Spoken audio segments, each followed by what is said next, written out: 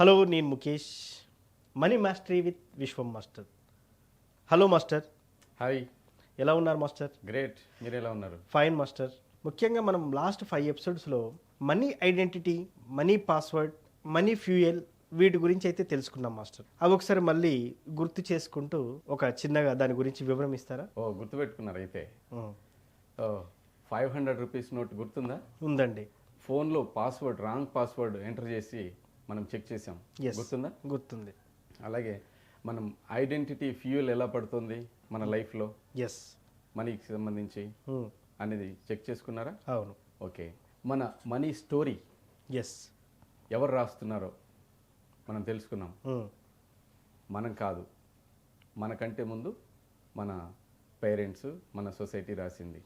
దాన్ని తిరిగి రాసుకునే అవకాశం మళ్ళీ మన చేతుల్లో ఉంది. ఎస్. సో అద్దంలో మిమ్మల్ని మీరు చూసుకున్నారా? అద్దం గురించి చెప్పాను. అవును, మిర్రర్ అఫర్మేషన్. మిర్రర్ ముందు మనం మనల్ని చూసుకున్నప్పుడు మన లోపల ఒక ఐడెంటిటీ ఉంటుంది. ఓకే, దాన్ని మార్చాలి. ఎస్, మిర్రర్ని కాదు. ఓకే. ఈ 5 ఎపిసోడ్లు మనం చేసాం. మనీ మాస్టరీ ఎవరికి హెల్ప్ చేస్తుంది? ఎస్, అవును. ఎందుకు మనీ ఐడెంటిటీ గురించి మనం చెప్తున్నాం? మనీ ఐడెంటిటీ అనేది ఒక హార్ట్ అండి. మనీకి సంబంధించిన ఈ మాస్టరీలో ప్రతి ఒక్కరికి మనీతోటి సంబంధం ఉంది. ఫర్ ఎగ్జాంపుల్, స్టూడెంట్ మనీకి సంబంధం ఉంది, ఒక జాబ్ హోల్డర్కి మనీకి సంబంధం ఉంది, అలాగే ఒక బిజినెస్ మ్యాన్కి మనీకి సంబంధం ఉంది, ఒక స్టార్టప్ ఫౌండర్కి మనీతో సంబంధం ఉంది, ఒక ఎంటర్ప్రెన్యూర్కి, అలాగే ఒక ఇన్వెస్టర్కి, అలాగే ఒక ఇండస్ట్రియలిస్ట్కి. వీళ్ళందరికీ మనీతోటి సంబంధం ఉంది. మనీ గురించి వీళ్ళందరూ ఆలోచిస్తున్నారా లేదా? ఖచ్చితంగా ఆలోచిస్తారు. మీరు ఆలోచిస్తున్నారా లేదా? అవును, ప్రతి ఒక్కరు ఆలోచిస్తున్నారా లేదా? ఖచ్చితంగా. మనీకి సంబంధించిన ఒక ఐడెంటిటీ ఈ మనీ మాస్టరీలో మనం తెలియజేస్తున్నాం. ఓకే. ఐడెంటిటీ అంటే మీకు మీరు ఇచ్చుకునేటటువంటి internal self definition, ISD. Money identity అంటే your internal self definition about money. Okay. డబ్బు గురించి మీకు మీరు ఇచ్చుకునే ఒక నిర్వచనం. అది అందరికీ మారిపోతూ ఉంటుంది. మీకు మీరు ఇచ్చుకునే నిర్వచనం, నా డబ్బుకు సంబంధించి నేను ఇచ్చుకునే నిర్వచనం మారిపోతూ ఉంటుంది.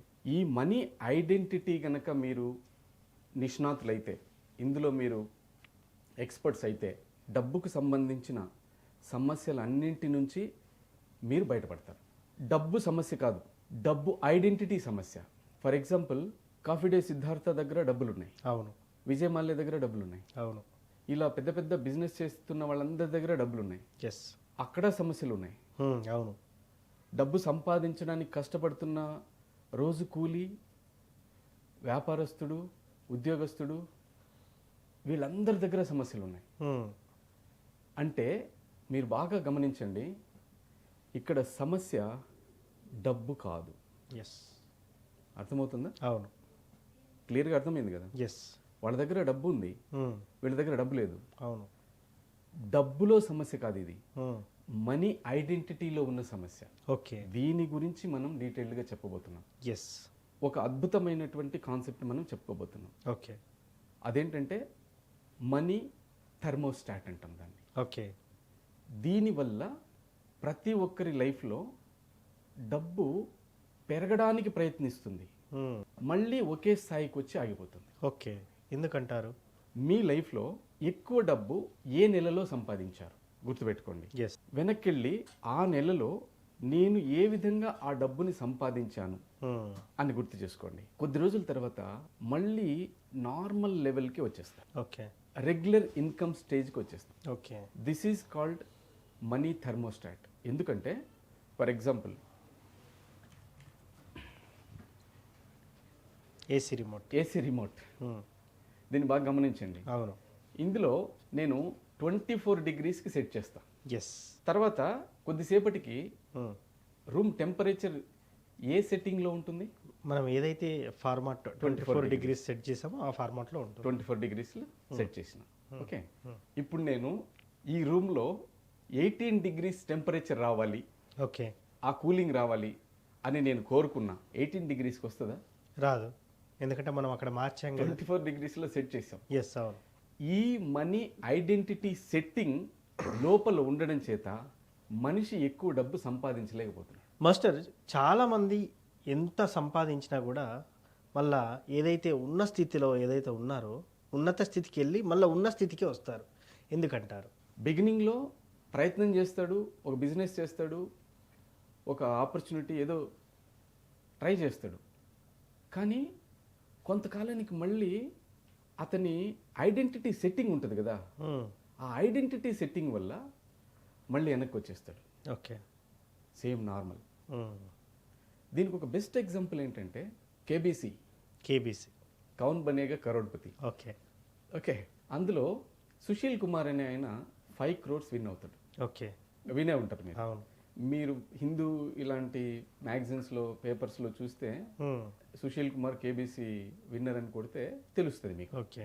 ఆయన స్వయంగా 5 కోట్లు సంపాదించిన తర్వాత కొద్ది రోజులు 6 నెలల తర్వాత ఆయన ఇంటర్వ్యూ చేశారు. ఆయన ఆదాయ పరిమితి ఎంతకు వచ్చేసిందంటే మామూలు సాధారణమైన స్థాయికి వచ్చింది. అవును. ఒక 50-60 వేల రూపాయలు.